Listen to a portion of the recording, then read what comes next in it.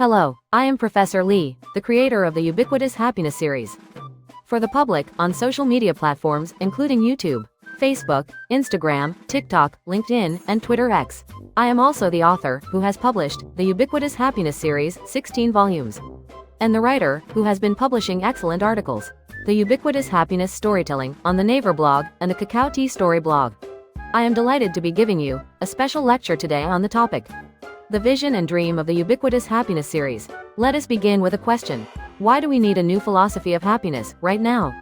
We live in an age of 100-year lifespans. Life expectancy is longer than ever. Yet, our sense of emotional abundance is shrinking. Technology evolves rapidly, yet, the warmth of our hearts seems to cool. We are surrounded by countless ways to communicate. Yet, genuine conversation grows scarce. People often come to me and say, "Professor, I have enough money, but something inside feels empty. My family lives together, but somehow, we have stopped talking." In those words, I discovered today's essential truth. Happiness is the philosophy of connection. When the self reconnects with others, when humanity harmonizes with technology.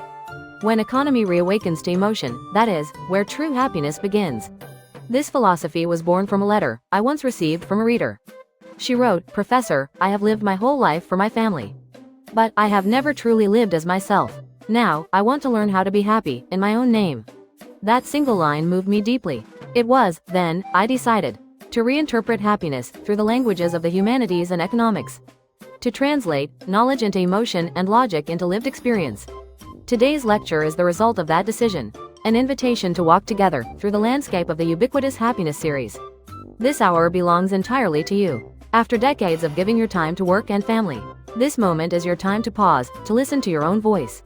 One participant once told me, "Professor, I spend money for my family, but I never invest a penny in my own heart."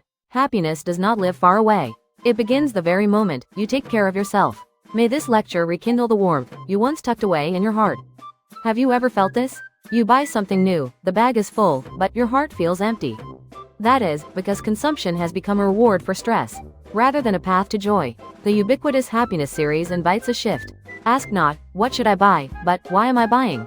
Spending money is not merely a transaction, it is a declaration of your values.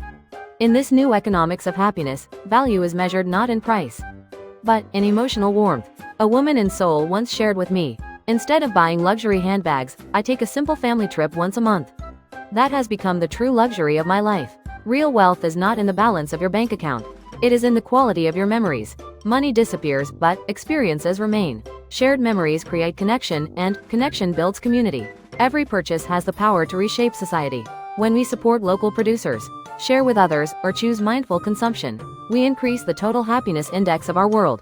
A working mother once told me, "After caring for everyone else all day, I realized I did not even have 10 minutes for myself." Then one morning, as I brewed coffee and looked at the sky, tears came to my eyes. That was my moment of peace. Happiness is not a grand event. It is a brief recovery of the soul. Create your own 10-minute daily ritual. Listen to music, take a walk, or do absolutely nothing.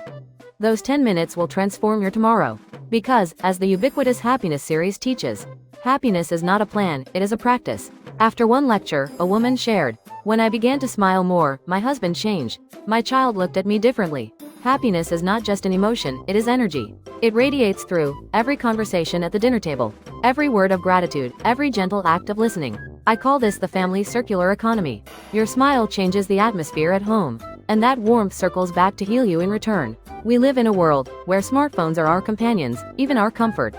Yet, despite being constantly connected, many of us feel deeply alone.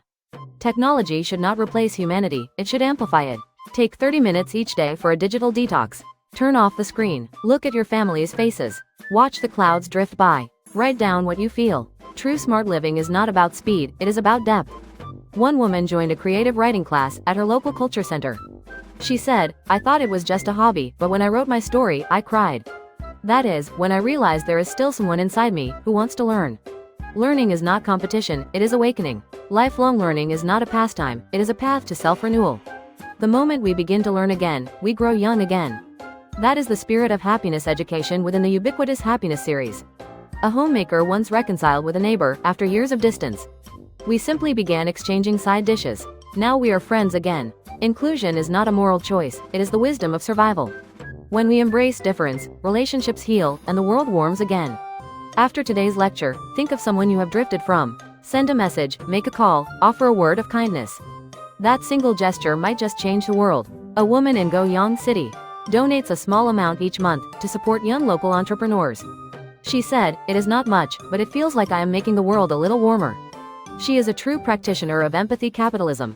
In the new economy, trust, emotion, and connection are the real currencies. Giving is a form of self-reflection. Empathy is the wealth that never depreciates. This is the ethical foundation of the happiness economy. After one session, a participant told me, "Professor, nothing special happened, yet I feel good. My life feels warmer somehow." That one sentence captures the essence of the Ubiquitous Happiness Series. Happiness does not belong to tomorrow. It exists right here, right now, in gratitude, in relationship, in awareness.